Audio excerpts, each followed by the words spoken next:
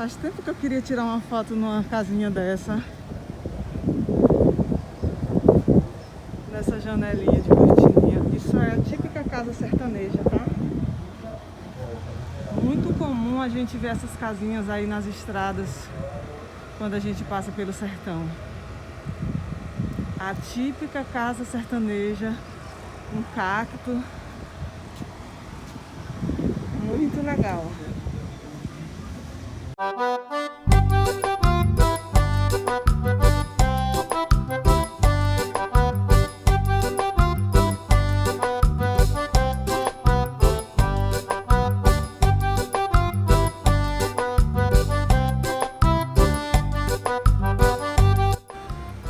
Eu cheguei bem cedo, não tem ninguém ainda, o pessoal do catamarã tá chegando agora. Olha a janelinha. Ali o Rio São Francisco, ó. Catamarã chegando.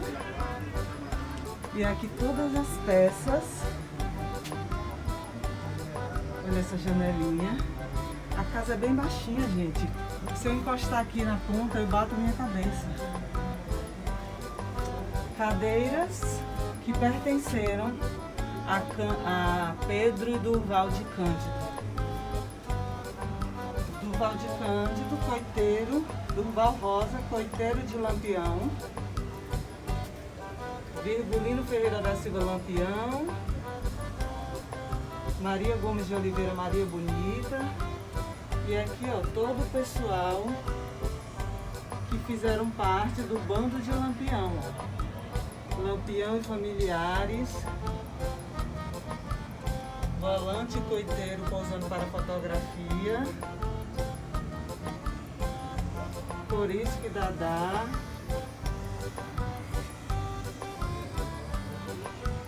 olha a mesinha, o banco, pilão, olha isso, a mesinha onde eles lavavam as mãos quando chegavam em casa. Gente, que maravilha, eu era louco, tinha muita vontade. Olha o armário, a cristaleirazinha. E aqui o quarto.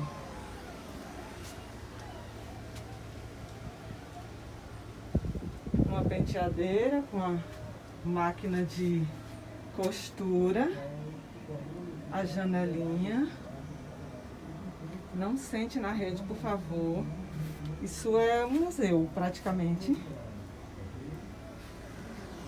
Bem baixinho, gente.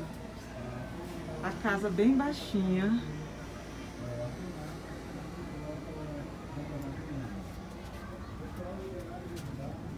Olha a cozinha. Fogão de lenha. Uma típica chaleira. Panela de barro, olha a balança, os potes de água, aqui eu não lembro o nome desse coisa que nós usávamos para colocar panelas, mas eu lembro que na casa dos meus pais tinha isso. Tá aí. Com toda a exclusividade, só para nós, que só temos nós aqui. Vamos ver, visto de trás, a lavanderia. E aí, ó. Que maravilha. Isso aqui você encontra aqui no restaurante Angico. Incrível, gente. Eu estou feliz em poder estar mostrando isso para vocês.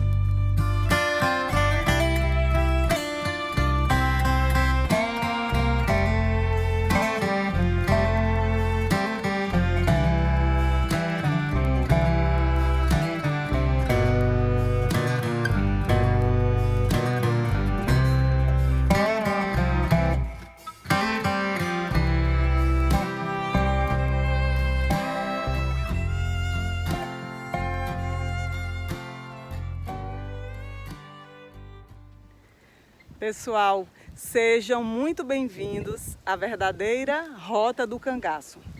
Eu estou descabelada, mas não importa. Eu estou muito emocionada de estar vivendo isso e poder mostrar para vocês. Acompanhem tudo, toda a história de fato como aconteceu, tá? Diretamente aqui do estado de Sergipe. Vou dar um giro para vocês verem onde nós estamos. Aqui, saindo do restaurante Angicos. Lá atrás a casinha do coiteiro, que eu acabei de mostrar para vocês. E agora nós vamos fazer 1 hora de trilha pela Rota do Cangaço. Sejam bem-vindos. Eu sou a Fabi. Se inscreva no meu canal. Ative o sininho de notificação para você não perder nada. E deixe um comentário aí do que você está achando do meu trabalho. Isso é importante para mim.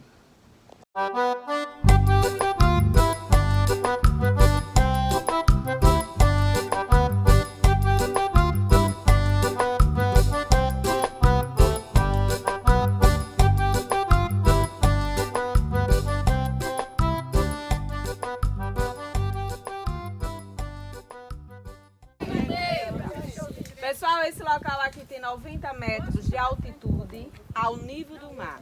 É conhecido como Alto das Perdidas ou Alto das Umburanas. Aqui onde aconteceu a divisão das volantes. As volantes elas eram 48 componentes, 3 comandavam, um era o Tenente João Bezerra, o segundo era o Sargento Aniceto Rodrigues e o terceiro era o aspirante Francisco Ferreira de Melo. O tenente seguiu em frente, o sargento foi à direita e o aspirante foi à esquerda. Só que na hora de combater o bando Lampião, dizem que o sargento Aniceto Rodrigues se perdeu no mato, outros dizem que ele teve medo, não quis combater. Na grota tinha 35 cangaceiros, fugiram 24 na área que o sargento Aniceto Rodrigues não trancou e morreram 11 com Lampião e Maria Bonita. Desses 35 cangaceiros que tinha na grota, 5 eram mulheres. Só morreu Maria Bonita e Enedina, fugiu a cangaceira Silas, a Adília e a Dulce. Na grota também aconteceu a morte de um soldado, Adrião Pedro de Souza. Ele fazia parte da volante do aspirante Francisco Ferreira. Ele foi morto no mesmo dia que Lampião, mas não foi Lampião que matou ele. Quem matou ele foi o tenente. O tenente ele tinha conflito com o soldado, aproveitou o embalo da matança do Lampião e matou ele. Mas quando chegou na cidade de Piranhas, falou para a população que tinha sido o bando, mas na verdade foi o tenente. Na grota vocês vão ver a cruz do soldado Adrião Pedro de Souza. Ela foi colocada dia 1º de março do ano 2012. E aqui sempre falava de uma morte de um soldado e ninguém nunca sabia quem era. Teve um ex-companheiro da volantina de João Bezerra, o Elias de Marques, chegou a falar para o escritor Antônio Vilela que o soldado que tinha sido morto na grota era o Adrião. O escritor descobriu que existe uma filha do Adrião viva em Chã Preta, no estado de Alagoas. Foi na casa dessa filha e lá ela deu autorização a ele para vir fazer essa homenagem, mas não quis no apoio da Polícia Militar do estado de Alagoas, que quando eles precisaram, eles não deram. Podemos descer? Já está próximo, tá?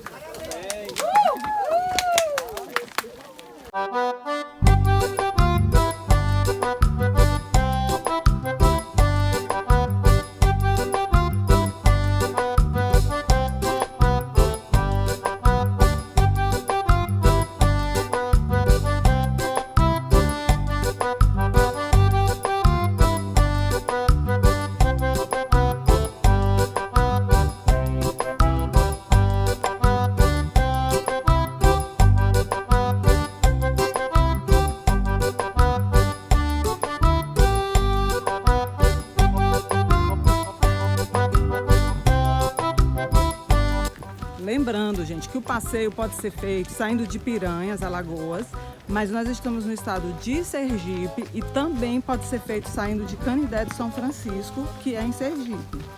Então, você tem várias opções para conhecer essa história aqui do tão conhecido cangaceiro Lampião.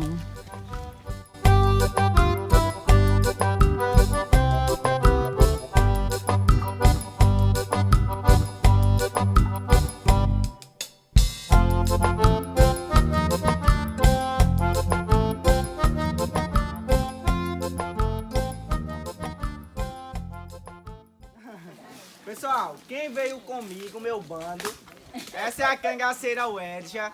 Ela era minha companheira de trilha, Maria Bonita. E aí ela faz um trajeto de trilha menor que o da gente, 680 metros. E ela faz a rota que os policiais fizeram para chegar até aqui a Grota do Angico. Quando eu contar até 3, no 3 aí vocês atacam, beleza? Beleza. Não se preocupe, não rola fogo amigo não, tá certo? Ataca como? Quem veio comigo, com pedras. Quem veio comigo, eu sou o Miguel. Eu faço um percurso maior que o de vocês, são 1.600 metros. E a gente faz a trilha baseada no que os cangaceiros utilizaram para chegar aqui à Grota do Angico, já que nós saímos do Cangaço Ecopark, fazenda onde pertencia a Dona Guilhermina, coiteira de Lampião. Custemos, mas cheguemos. Grota do Angico, nosso ponto final, e foi exatamente aqui onde tudo aconteceu. Onde eu estou, Lampião armou sua barraca, que era conhecida como tolda. Da tolda de Lampião para dos demais cangaceiros, era uma distância de mais ou menos 10 metros, segundo o cangaceiro Zé Sereno. Então esses cangaceiros estavam posicionados com suas barracas mais para a parte direita do cerco. Aqui na Grota do Angico, Lampião faria uma reunião com seus subgrupos de cangaceiros e buscaria estratégias para matar o maior matador de cangaceiros chamado Zé Rufino. Também Lampião se ausentaria do movimento e passaria a liderança do cangaço para o seu braço direito, cangaceiro Corisco, que por motivos maiores não chegaram aqui na Grota do Angico, ficando na Fazenda Emendadas, na cidade de Pão de Açúcar, no estado de Alagoas. Como o Corisco não chega aqui, Lampião recebe o Zé Sereno com 20 cangaceiros. Ele estava com 15, com 20, totalizou a quantia então de 35. Eram 5 mulheres e 30 homens. Pedro de Cândido, na terça-feira, ao vir à Grota do Angico, Lampião pediu para que ele comprasse alguns mantimentos lá na Feira Livre da cidade de Piranhas. O Pedro, ele era comerciante, mas tinha um comércio pequeno. Ele morava no povoado de Entre Montes, que é um povoado que hoje pertence à cidade de Piranhas. E aí, ele já frequentava a Feira Livre da cidade de Piranhas. Ele já era muito conhecido. E então, cidade pequena, todo mundo se conhece. E aí o Pedro de Cândido se dirige à feira. Quando ele se dirigiu até a feira para comprar os mantimentos para os cangaceiros, isso na quarta-feira, no dia 27 de julho de 1938, ele simplesmente exagerou na quantidade que estava a comprar. Compra muito além do que era acostumado. Aí gera uma desconfiança por parte da população. Porque é aquela velha história. Cidade pequena é tudo pequeno, menos a língua do povo. Porque qualquer movimentação estranha já é motivo de falatório. Pedro, pobre, pequeno comerciante, então gera essa desconfiança. E é no momento em que entra em cena o coiteiro, que nós chamamos de coiteiro coitado. Coiteiro coitado é aquele que não tem partido, não sabe de que lado fica. Ora está do lado dos cangaceiros, ora está do lado das volantes. Joca Bernardo, coiteiro do Corisco, que tem inveja do coiteiro de Lampião, que é o Pedro de Cândido. Apesar dos dois serem compadres. Então ele junta uma coisa com a outra. Além do Joca Bernardo ser perdidamente apaixonado pela amante do Pedro de Cândido. Aí ele juntou uma coisa com a outra. Raiva, ciúmes e inveja. Joca Bernardo se dirige até a delegacia da cidade de Piranhas. Fala para o sargento Aniceto Rodrigues que fosse até a feira e apertasse Pedro, porque Pedro saberia exatamente onde estava Lampião e seus companheiros. Sargento Aniceto Rodrigues, sem perda de tempo, se dirige até a feira, vê a movimentação do Pedro e percebe que havia algo estranho na quantidade que ele estava a comprar. Mas ele agiu na maior calma, deixou o Pedro comprar à vontade e ele se dirige à estação ferroviária da cidade de Piranhas, que hoje é o atual Museu do Sertão. Lá, ele manda um telegrama de forma codificada que dizia que estava tudo certo. Boi tá num pasto, venha urgente. João Bezerra da Silva entendeu o recado e aí ele, junto com o aspirante Francisco Ferreira de Melo, descem ao encontro do sargento Aniceto Rodrigues entre a cidade de Piranhas e a cidade de Olho d'Água do Casado. Já o sargento Aniceto Rodrigues, estrategista, retorna à Feira Livre da cidade de Piranhas, com 7 soldados em um caminhão. Dessa vez, ele teve a ideia de fazer com que circulasse a primeira fake news da região Nordeste. E que naquele momento, toda a Força Volante Alagoana estariam indo combater o bando na cidade de Canapi. Que a população não se preocupasse, porque não correria o risco de serem atacados por cangaceiros. Aí o Pedro ouve a informação. Ao ouvir a informação, retornou à Grota do Angico e repassa ao capitão, pedindo para que se tranquilizasse que os macacos estariam se distanciando indo para a cidade de Canapi, que fica a 100 quilômetros da cidade de Piranhas. Lampião já se sentia seguro, porque contava com os coiteiros, com a cobertura dos coiteiros, o Pedro, Dona Guilhermina e o Duvaldo de Cândido, que eram os coiteiros da região, e contava com a cobertura do interventor federal do estado, Aronildo de Carvalho, que era uma espécie de coiteiro político. Coiteiro político era aquelas pessoas que se aliavam a Lampião por troca de alguns favores. E muitas das vezes era por medo, que é aquela velha história. Se você não pode com seu inimigo...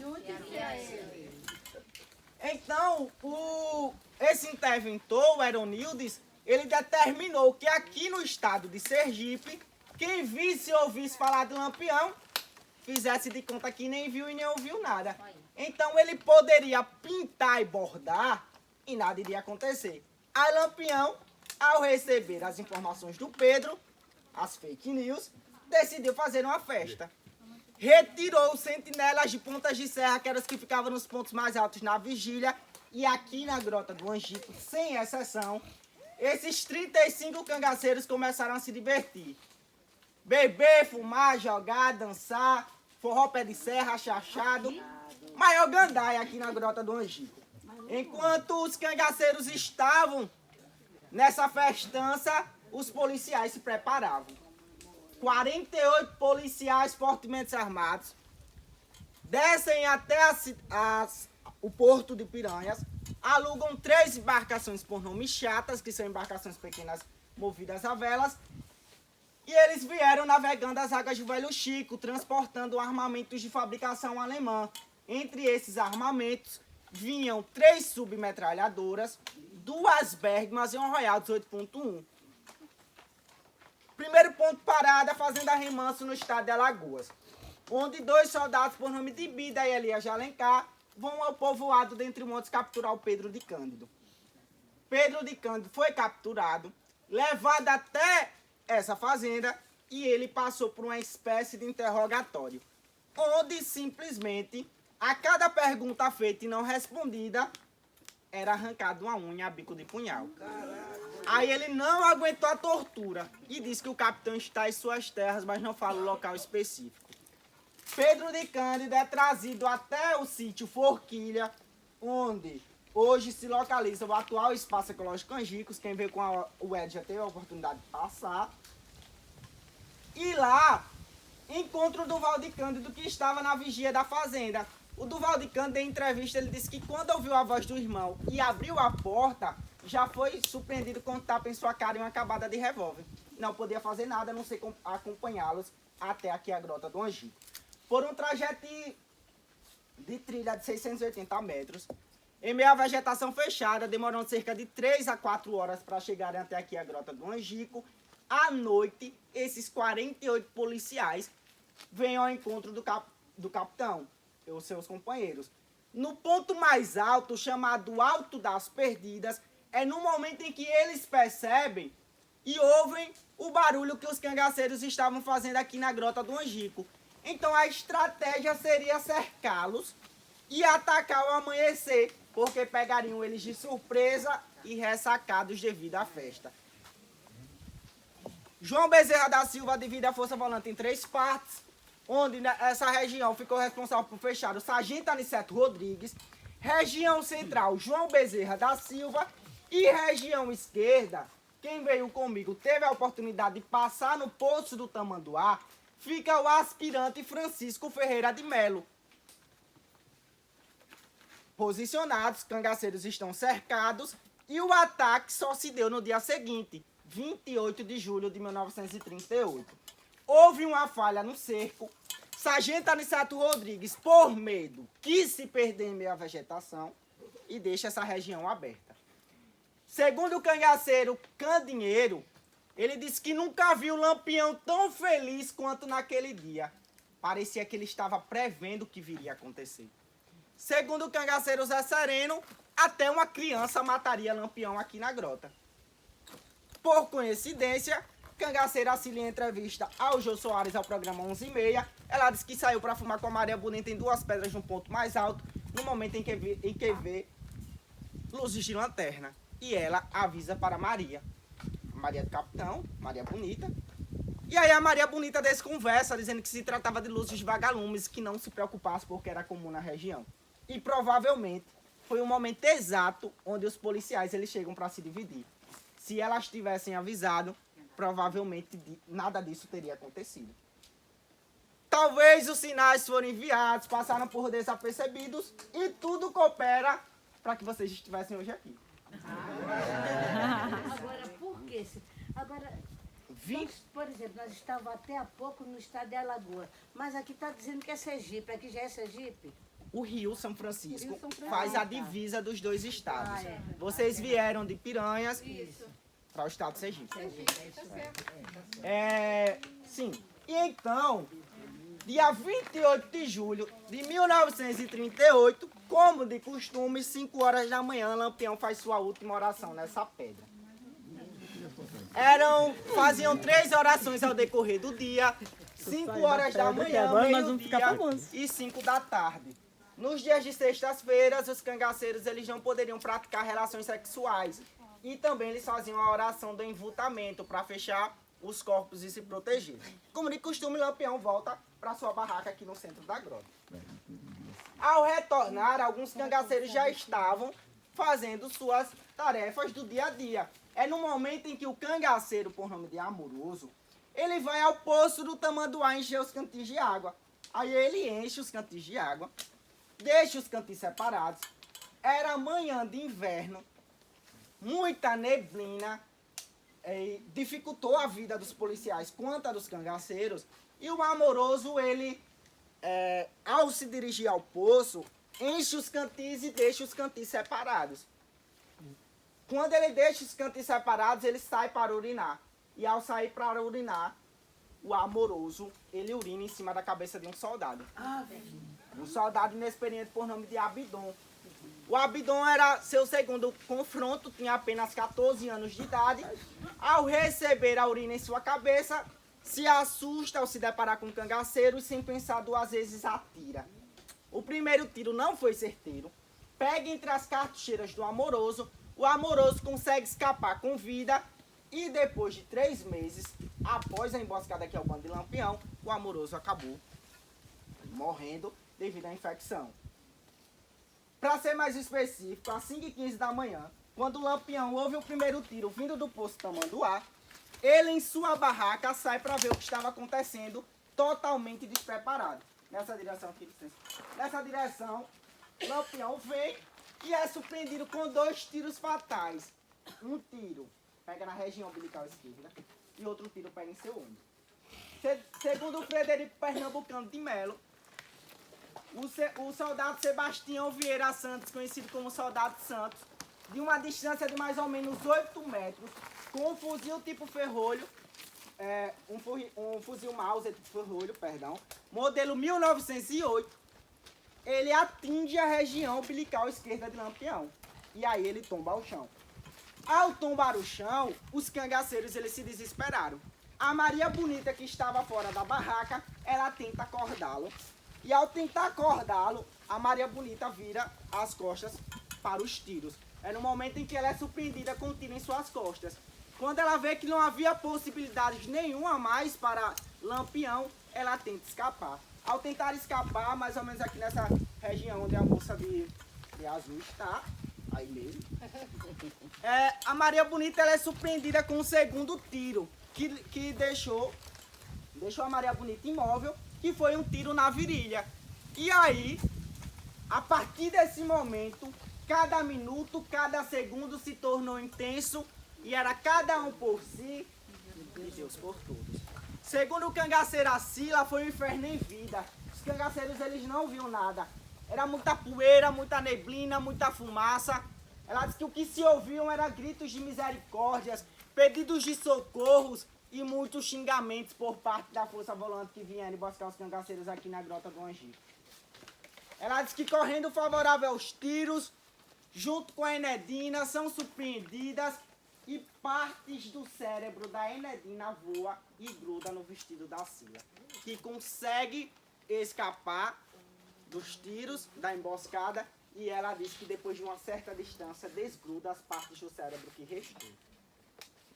Quando a poeira baixou, a fumaça sumiu e o silêncio ele tomou conta da Grota do Angico. Os policiais perceberam que não restava nenhum cangaceiro a ser morto e descem para comemorar. Ao descer para comemorar, em entrevista ao Globo Repórter, o cabo Pantagi Godoy disse que Lampião ainda estava se estribuchando, se batendo, terminando de morrer. Ele disse que dá o tiro de misericórdia, terminando de matá-lo. No momento em que ele percebe uma movimentação dos policiais com Maria Bonita naquela pedra aqui, nessa pedra aí onde a bolsa de amarelo está, e ele diz que vai até lá. Ao se dirigir até lá, pergunta a Maria Bonita onde estava o ouro, que desconversa pedindo por misericórdia que não a matasse, porque tinha uma filha para cuidar. E ele friamente responde que não podia fazer nada, já que fazia parte do pacote. Em entrevista ele disse que sem pensar duas vezes, pegou a desgraçada pelos cabelos, puxou seu facão da marca Jacaré, da primeira não consegue não, mas da segunda facãozada arrancou a cabeça da Maria Bonita ainda viva. Aí veio a ideia de fazerem um ato da decapitação com os demais. Pegaram as 11 cabeças, colocam em latas com querosene e cal, levam à escadaria do Palácio Dom Pedro II, que hoje é a atual prefeitura de Piranhas, e expuseram e tiraram aquela famosa fotografia. As cabeças partem para uma turnê macabra dentro dos estados do Nordeste, para que toda a população pudesse testemunhar a morte do rei do cangaço e dos seus companheiros. Corisco não chegou aqui a tempo, assumiria a liderança do movimento, e é no momento em que ele busca vingar a morte do capitão. Só que o Corisco, ele procura a pessoa errada, Joca Bernardo, o Judas de Angico, o coiteiro coitado, invejoso, que entrega o Pedro de Cândido. Então ele não era besta de se entregar e aponta como culpado uma família do vaqueiro Domingos Ventura, conhecido como família Patos. E infelizmente a família Patos pagou. Corisco se dirige até lá, mata 6 pessoas inocentes, decapita, pega essas 6 pessoas, coloca em cestos e manda por um menino de 14 anos em um jumento para a cidade de Pedras, que hoje é atual do Almiro Governo no estado de Alagoas. E esse telegrama ele dizia, esse bilhete, foi um bilhete, ele dizia que aquelas cabeças estavam ali para que delas fosse feita uma grande buchada. O João sentasse, comesse e comemorasse a morte do capitão. Assinado eu, Corisco, vulgo Diabo Loiro. Se os cangaceiros eles já eram perseguidos, depois dessa afronta passam a ser mais perseguidos ainda. É quando o movimento cangaço vai se fragilizando e em 25 de maio, oficialmente, na Fazenda Pacheco, em Barra dos Mendes, na Bahia, Corisco ele é emboscado pelo maior matador de cangaceiros chamado Zé Rufino, e o movimento do cangaço ele tem seu fim por falta de liderança depois de durar 165 anos na região Nordeste. Inicia em 1775 com José Gomes o Cabeleira, que termina com Corisco em 1940. Eu sempre costumo terminar dizendo que esses cangaceiros eles não eram bandidos e nem muito menos heróis. Eram apenas cangaceiros. Eram sertanejos à moda de seu tempo. José Bezerra Lima, irmão, em seu livro Lampião, a Raposa das Caatingas, ele diz que o erro de muitas pessoas é querer julgar o contexto em que eles estavam inseridos com olhos atuais. Vivemos épocas totalmente diferentes, contextos totalmente diferentes. e que talvez essa fosse a única forma que eles tivessem de buscar por justiça, que era fazendo justiça social com as próprias mãos. Uma época onde o coronelismo predominava, os coronéis eram reis, mandavam, desmandavam e faziam o que queria. E muitas das vezes era por questão de sobrevivência. Ou você abraçava a miséria, ou a miséria o abraçava. E é aquela velha história. Se não há justiça para o povo, que também não haja paz para o governo. Em nome do nosso espaço, Cangaça Ecoparque, Espaço Ecológico Angicos, nós agradecemos a visita de vocês e a atenção. E se ficou alguma dúvida agora é só pesquisar no Google, beleza? Muito